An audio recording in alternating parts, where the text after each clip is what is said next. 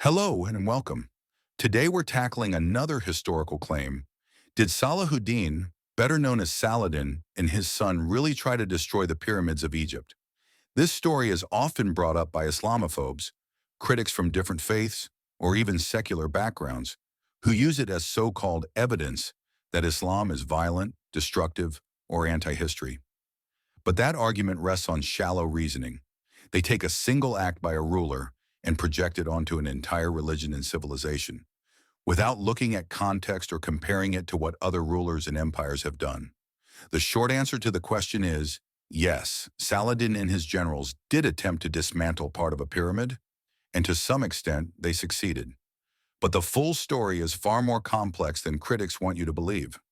According to historical records, Saladin's generals attempted to dismantle one of the pyramids in order to reuse its massive stones. Why? Because Cairo needed reinforcement against Crusader attacks. The giant blocks of the pyramids provided ready-made material for city walls. Some sources even suggest that Saladin's son made further attempts to destroy or damage the pyramids, though the details are unclear and the reliability of those accounts is debated. Now, critics of Islam often seize on this story as proof that Muslims, or Islam itself, are against history, culture, and learning. But that interpretation is misleading. The reality is that this was about practicality and survival in a time of war, not about religion erasing monuments. Today, we look at ancient monuments as priceless treasures, but in the past, people rarely treated them with the same respect.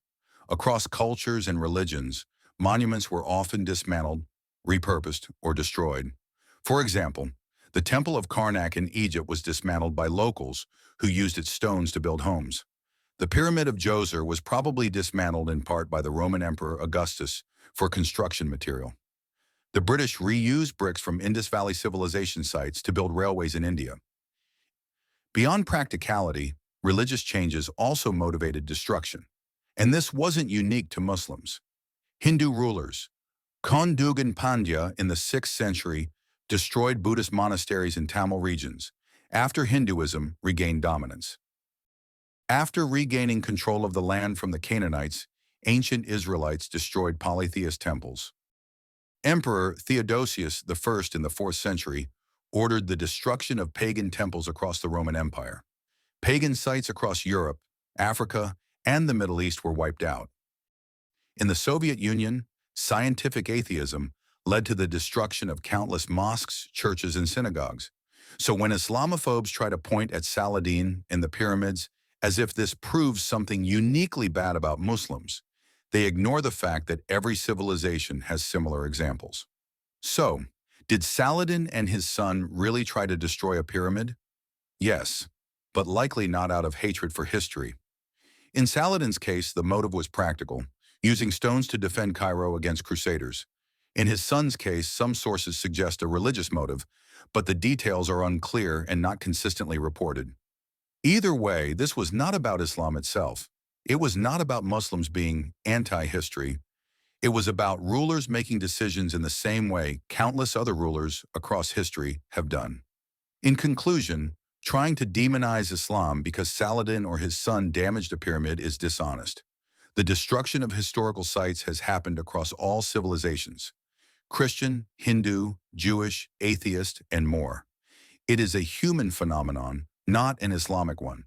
So yes, Saladin's generals and possibly his son attempted to dismantle a pyramid, but blaming Islam for this is no different than blaming Christianity for Theodosius destroying pagan temples, or blaming atheism for the Soviet Union destroying churches.